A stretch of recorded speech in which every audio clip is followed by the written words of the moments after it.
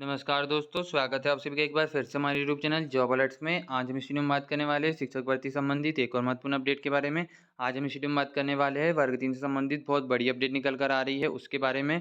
तो जो भी हमारे चैनल पर नए हैं या पहली बार हमारे चैनल पर आ रहे हैं तो प्लीज़ चैनल को सब्सक्राइब कर लीजिएगा, क्योंकि शिक्षक भर्ती संबंधित वर्ग 3 से रिलेटेड सभी बड़ी जानकारी है, सभी आपको जो अपडेट है वो सबसे पहले इसी चैनल पर मिलती है। तो हमारे चैनल को सब्सक्राइब जरूर करें। चलिए जल्दी से वीडियो को शुरू कर लेते हैं और देख लेते हैं कि अपडेट क्या है। यहाँ पर आप देख सकते हैं जो वर्ग 3 से रिलेटेड जो बड़ी अपडेट निकल कर सामने आई हैं उसके बारे में बहुत सारी बातें चल रही थी, गूगल पर खबरें मिल रही थी, बहुत सारी डिटेल मिल रही थी कि 7,500 पदों पे जो भर्ती है 2023-24 की जो सत्र की भर्तियां है वो होगी, लेकिन उसके लिए परीक्षा नहीं होगी। उससे संबंधित कोई ऑफिशियल जो नोटिफिकेशन है वो देखने को नहीं मिल रहा था, लेकिन यहाँ पर बहुत बड़ी अपडेट यहाँ पर निकल कर सामने आई है। जो department of school education Madhya Pradesh है उसने ट्वीट किया है, उससे ट्वीट से साफ हो गया है कि ये जो बातें हैं वो सही हैं और जो वर्ग यानी 3 की जो भर्ती है 2023-24 की वो सही में होगी।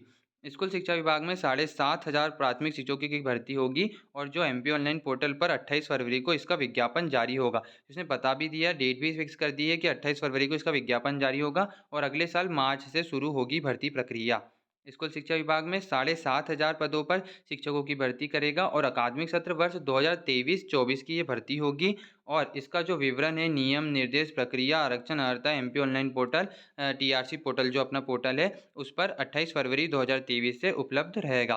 28 फरवरी 2023 से पूरी जानकारियाँ इस भर्ती की, इस सेकेंड काउंसलिंग की, अगर इसको सेकेंड काउंसलिंग बोले, वर्ग 3 की जो अभी फर्स्ट काउंसलिंग चल रही है, या सेकेंड काउंसलिंग बोले या नई भर्ती बोले, लेकिन इसके पेपर नहीं होंगे ऐसा कहा जा रहा है, तो इसको सेकंड काउंसलिंग मान के ही चल सकते हैं। आयु की गणना 1 जनवरी 2023 की स्थिति में की जाएगी और अभ्यर्थी की न्यूनतम आयु 21 वर्ष और अधिकतम आयु के संबंध में सामान्य प्रशासन विभाग के प्रचलित निर्देश लागू होंगे। यानी कि जो आयु की सीमा है वो 21 वर्ष, यानी कि अभी जो भर्ती चल रही थी उसमें 18 वर्ष की भी आयु वाले अभ्यर्थियों ने फॉर्म भरे थे और 21 वर्ष वालों ने भी भरे थे, लेकिन जो 18 वर्ष पास कर चुके थे, जो 21 वर्ष के अभी नहीं हुए हैं, उन्हें जो काउंसलिंग है उसमें शामिल नहीं किया जा रहा है, अर्थात भर्ती प्रक्रिया में शामिल नहीं किया जा रहा है। उन्हें कहा जा रहा है कि आप 21 वर्ष के आयु से जो ऊपर है उन्हीं को भर्ती प्रक्रिया में लिया जा रहा था। लेकिन जो सेकंड काउंसलिंग होगी आपकी, जो फरवरी वाली यानी कि 2023 की, जो मार्च में 28 फरवरी से जिसकी प्रक्रिया चालू होगी, अगर उसकी बात कर ले तो उसकी जो आयु की गणना है वो 1 जनवरी 2023 से की जाएगी।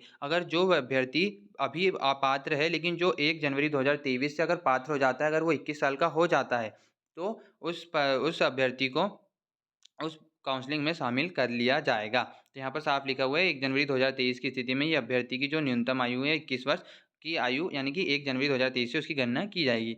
आयुक्त तो लोक शिक्षण श्री अभय वर्मा ने बताया कि प्रोफेशनल एग्जामिनेशन बोर्ड द्वारा प्राथमिक शिक्षक पात्रता परीक्षा 2020 में अर्हता पाए गए अभ्यर्थियों से स्कूल शिक्षा विभाग में वर्ष 2022-23 एवं 2023-24 में लोक शिक्षकों की सेवानिवृत्त होने से उद्भूत होने वाले रिक्त पदों की पूर्ति की जानी है और पद पूर्ति की प्रक्रिया मार्च 2023 से आरंभ की जाएगी। जनजातीय कार्य विभाग द्वारा रिक्त पदों की जानकारी उपलब्ध कराए जाने पर संयुक्त काउंसलिंग की जाएगी। यानी कि आप देख सकते हैं यहाँ पर जो डीपीआई है, केवल डीपीआई की 7,500 पदों पर भर्ती की बात कही जा रही है, क्योंकि यहाँ पर साफ लिखा हुआ है जनजातीय कार्य विभाग द्वारा रिक्त पदों की जो जानकारी है वो उपलब्ध कराए जाने पर संयुक्त काउंसलिंग की जाएगी। यानी कि अभी जो जनजातीय कार्य विभाग है उसने अभी पदों की जानकारी नहीं दी है। अगर इसमें जनजातीय कार्य विभाग की जो पद है वो अगर जुड़ जाते तो पदों की संख्या में कमी अथवा वृद्धि की जा सकेगी। यानी कि अगर जनजातीय कार्य विभाग के इसमें पद अगर जुड़ जाते हैं तो और पद पर यहाँ पर जो सेकेंड काउंसलिंग है या 2023-24 की जो काउंसलिंग है वो होने की संभावना, यानी कि पद वृद्धि की भी इसमें संभावना पूरी पूरी बनती है। और मध्य प्रदेश राज्य स्कूल सेवा एवं शर्तें एवं भर्ती नियम 2018 और इन नियमों के समय समय पर किए गए संशोधनों के अनुसरण में विज्ञापन के दिनांक को प्रचलित नियमों के अधीन प्राथमिक शिक्षकों के रिक्त पदों की पूर्ति की प्रक्रिया प्राथमिक शिक्षक पात्रता परीक्षा 2020 के मेरिट के आधार पर प्रारंभ की जाएगी। यहाँ पर साफ लिखा गया है कि जो 2020 में जो परीक्षा हुई है मेरिट के आधार पर, उसी के आधार पर जो भर्ती नियम है 2018 के लगेंगे, लेकिन जो परीक्षा आपकी 2020 में हुई है उसी के आधार पर, उसकी मेरिट के आधार पर ही जो शिक्षकों की भर्ती है वो की जाएगी। यहाँ पर जो आपके डीपीआई के यहाँ पर 3 बहुत बड़ी अपडेट निकल के सामने आई है, जो आपको मैं शॉर्ट में समझा देता हूँ। 7,500 पदों पर भर्ती होगी, 2023-24 की ये भर्ती होगी, सेकंड काउंसलिंग इसे कहा जाएगा और 28 फरवरी से चालू होगी। और इसकी जो आयु की गणना है वो 21 वर्ष की, यानी कि 1 जनवरी 2023 से 21 वर्ष की आपकी आयु पूर्ण हो जाती है, तो आपकी इसके लिए पात्र हो जाएंगे और आपकी जो ये परीक्षा है वो 2020 के मेरिट के आधार पर ही की जाएगी, यानी कि आपको जो अभी 2020 के एग्ज़ाम हुए हैं, उसी के मेरिट के, उसी के नंबर के आधार पर इस भर्ती में आपको पात्र पाया जाएगा और उसी के नंबर के आधार पर आपकी मेरिट बेस पे ये जो द्वितीय काउंसलिंग है, उसमें पदों की पूर्ति यहाँ पर की जाएगी।